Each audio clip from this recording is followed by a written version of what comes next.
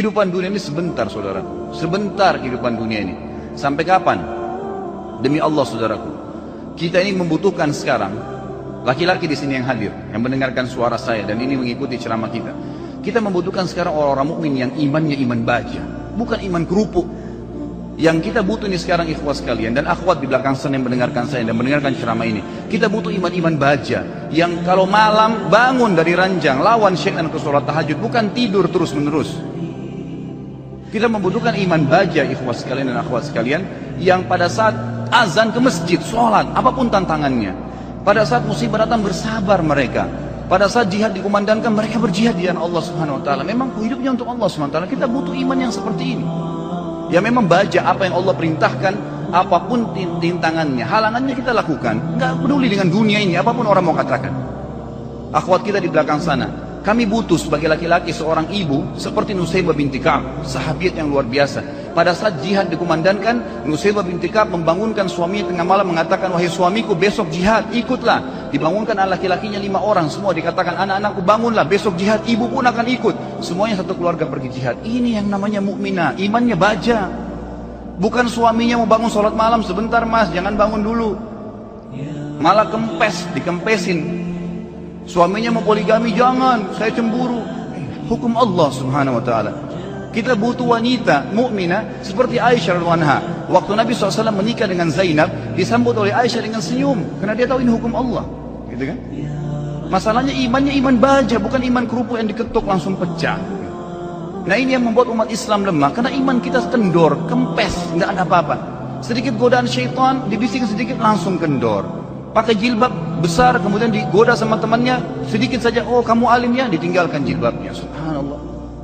Kita butuh orang-orang mukmin dan mukminah yang hadir di majelis ilmu dengan iman baja. Memang mau mempelajari hukum Allah SWT halal haram. Sepertinya anda hadir ini iman baja namanya. Hadir di majelis ilmu sebagaimana orang-orang fasik. Mau berapa jam dari malam sampai subuh di diskotik, tidak rasa capek. Kemarin ada ikhwah bilang sama saya, Ustaz antum gak capek dari pagi sampai malam ceramah? Saya bilang, ya akhi, orang di diskotik dari malam habis isya pulang kantor, duduk nyanyi sampai kupingnya itu gendang kupingnya mungkin bisa pecah, musik dengan besar sampai subuh, minum khamr, mabuk, dia nggak rasa capek, merasa oh saya tadi malam terhibur. Kenapa kita sebagai orang yang beriman tidak mengatakan saya terhibur dengan majelis ilmu, saya terhibur dengan bertemu dengan para ulama, dengan sholat malam, dengan membela agama Allah Subhanahu Wa Taala? Ini yang dibutuhkan, gitu kan?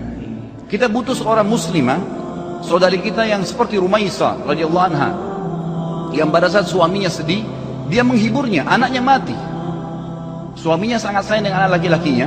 Pada saat meninggal dunia, kata Rumaisa radhiyallahu anha, jangan ada yang sampaikan kepada suami saya bahwasanya anak ini sudah mati, karena suami saya sangat sayang dengan dia.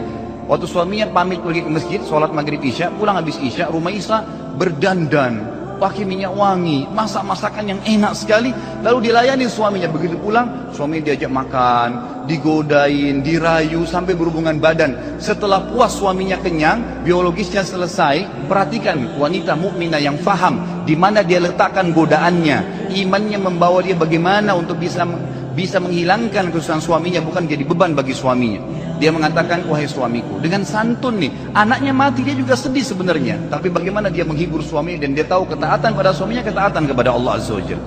Apa yang dia bilang? Wahai suamiku, bagaimana pendapat anda kalau seandainya tetangga pernah pinjamin sesuatu, lalu saja tetangga memintanya, pemiliknya minta benda itu, apakah kita akan mengembalikan? Kata suami, tentu saja, itu hak orang. Kata Rumaisa dengan tenang, dengan sangat luar biasa kasih sayang sama suaminya, dia mengatakan, wahai suamiku, kalau begitu berharaplah pahala dari Allah, karena ya, Allah SWT yang menitipkan anak itu telah mengambilnya.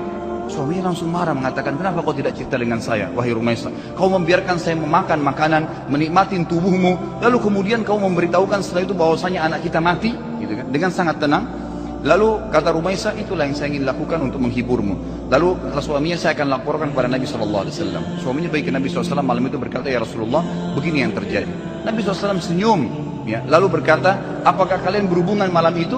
Kata keduanya, iya ya Rasulullah. Kata Nabi SAW, semoga Allah berkahi, betul hamil gara-gara hubungan malam itu, dan tahun depannya lahir seorang anak mujahid dari kalangan sahabat yang hanya besar mati syahid di jalan Allah Subhanahu Wa Taala. Ini yang kita butuhkan, orang-orang yang punya iman, ikhwas sekalian. Sampai kapan kita mau berlalai-lalai, gitu kan? Sampai kapan kita mau berlemah-lemah? Malu dengan pakai busana muslim, subhanallah, gitu kan. Malu dengan simbol Islam, subhanallah. Enggak usah jadi muslim sekalian. Saya berapa kali nasihati ikhwan dan akhwat saya, kalau ada yang bertanya, Ustaz, ada satu tetangga saya, ada saudara saya murtad, bagaimana saran Anda? Saya bilang, tinggalin dia. Islam gak butuh dengan orang murtad, biarin dia murtad, masuk neraka sendiri. Kenapa kita harus bingung dengan satu orang murtad dan kita tinggalkan orang-orang tetangga kita muslim yang butuh bantuan makan, yang kalau diajak ke masjid mau sholat, itu yang kita dakwahin. Orang yang tidak mau iman tinggalin aja, gak usah diikutin, gitu kan? Ngapain kita berjalan di belakangnya merayu dia untuk supaya dia kembali ke dalam Islam? Gak usah. Doain mungkin, mendakwahin boleh, tapi gak usah kita sedih, ya kan gitu. Jadi kita harus menentangkan semua pada tempatnya masing-masing. Kita butuh figur Abu Bakar yang semua tegak dengan keyakinannya, figur Umar yang memang syaitan lari dari dia. Tahu kenapa ikhwas sekalian syaitan lari dari Umar? Karena Umar betul-betul yakin semua yang Allah perintahkan benar, yang dilarang itu salah, ditinggalkan. Dan Umar bin Khattab semuanya dengan tegar, dengan iman baja yang dia lakukan. Malam bangun sholat, nggak ada ceritanya syaitan mau godain ditepis sama dia, nggak ada. Syaitan hanya habis akal.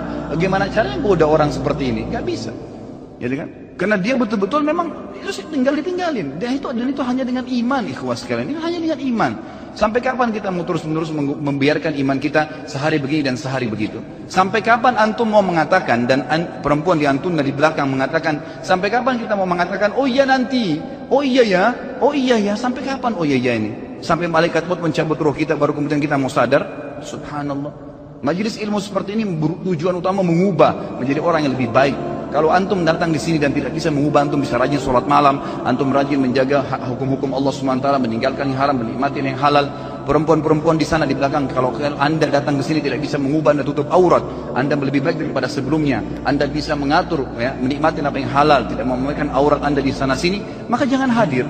Karena majelis ilmu tujuannya untuk itu, melahirkan orang-orang yang imannya iman tegar, iman baja, yang memang tidak mudah goyah, ikhwas sekalian. Kadang-kadang subhanallah baru diminta waktunya untuk sholat malam, kita nggak mau bangun sholat malam. Bagaimana kalau diminta ditumpahkan darah jalan Allah subhanahu wa ta'ala? Sudah sulit, kan gitu. Baru diminta infak saja, sudah beragam macam bisikan syaitan, kita sudah mengiyakan bisikan syaitan itu. Bagaimana kalau diminta infak jalan Allah subhanahu wa ta'ala? Mengorbankan seluruh harta, pakaian kita bahkan kalau perlu dijual untuk itu.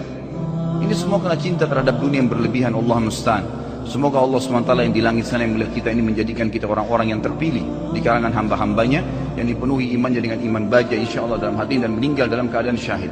Ya Allah, saya meminta kepadamu atas namamu yang maha mulia agar engkau menjadikan aku secara khusus dengan keluargaku, ya Allah, semuanya mati syahid di jalan Allah dan semuanya memiliki iman-iman yang baja dari keturunan dan seluruh istri dan anak-anakmu, dan juga semua yang hadir di sini, ya Allah, semoga engkau berikan apa yang terbaik dari hamba-hambamu. Jadi mudah-mudahan kita tidak termasuk orang-orang yang lemah dan orang-orang yang sama sekali meninggal dalam kondisi nanti menyesal, oh kenapa ya, oh seandainya ya, sudah nggak ada gunanya ikhwah. Sekarang saatnya berubah.